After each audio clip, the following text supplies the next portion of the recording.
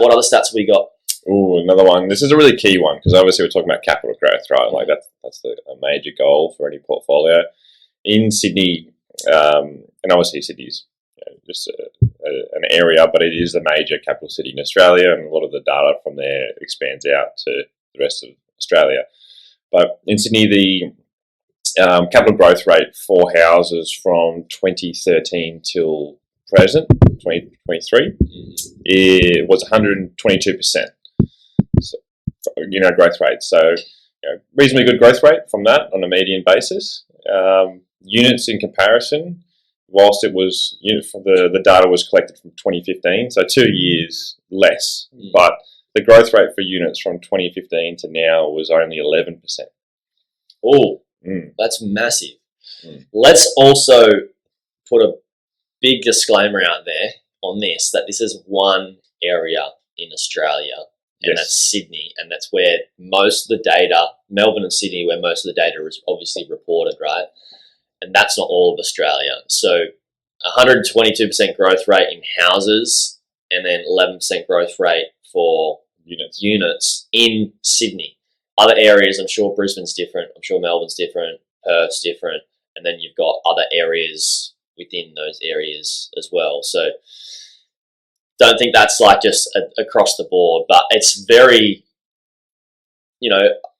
I would assume that most places in Australia have a similar amount of, like, similar stats, or at least knowing that it's highly likely, from what we said with the tenure of the houses, that the growth rate of houses is going to be more so than a unit in probably most places in Australia. Yeah. Would you assume the same? Yeah, and like the data based on the data that you're looking at way more data each day than me. Yeah, the data's always skewed, right? I'll throw another stat out there to you shortly, but I just wanted to stay on this point for a bit. It's units that can be recreated. So your definition of a unit, you can knock down a house and build 2 duplexes, and those are considered units because they're strata title. You can build more townhouses. You could knock down townhouses to build a whole unit complex. So the downward pressure on units from a data point is always there. Such a good point, because you can always create more units more easily than creating or building a house, because you need a bit more land for a house than a home. Correct. Wow, that's and cool. It's more profitable as a developer to increase the density of the site based on the zoning. Which means more units coming out, because property development's great for people's egos. and money. Yeah. Not all developers. But sometimes they go bust, but the ones that get it right, they have the houses on the beach. Yeah. So they got the best of both. They sell units and live in houses. Yeah. So wouldn't you want to be selling your house to a property developer? Or be your own developer. Anyway.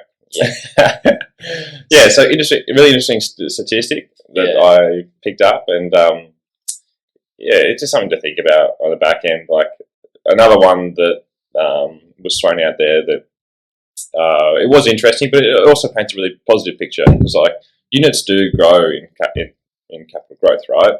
Like, and we're looking at, as you said, it's an individual unit, and there's so many variables, but if you can find a unit that's really scarce, then you get good capital growth out of that as well. Your issue is just that scarcity levels are not as high for units as are in houses. Does that make sense? Yep, absolutely. Yeah, a good point from that report as well was the profit levels. So I'll just read them out because they're actual numbers. Great.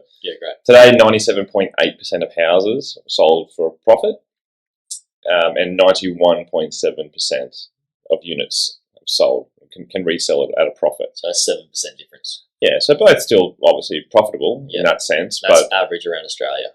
Yes. Okay. Yes. Cool. In the major capitals. Major capitals. Okay. So that's Sydney, Darwin, Melbourne, Adelaide. Yep. Perth, got available off Hobart, Brisbane. Gold Coast. Goldie's not a major capital. Goldie's pretty major soon. It's just like close to major, isn't it? Well, Gold Coast is basically it's Brisbane. Like people will look, Brisbane, because you look at Sydney, Like people living in Sydney, they go down to Cronulla. That's just like the same distance away from the city that is the Gold Coast, and it's like, oh, Cronulla's part of Sydney. Yeah. And as a Gold Coast local OG Gold Coast people, we don't want to be associated with, I guess, Brisbane. We love Brisbane, but it's just that, I guess, the rivalry that you have with your neighbour, where especially the football teams and everything. Yeah. But it's changing. Brisbane actually. Check out the plans and what they're actually building. It's going to be a pretty beautiful city in the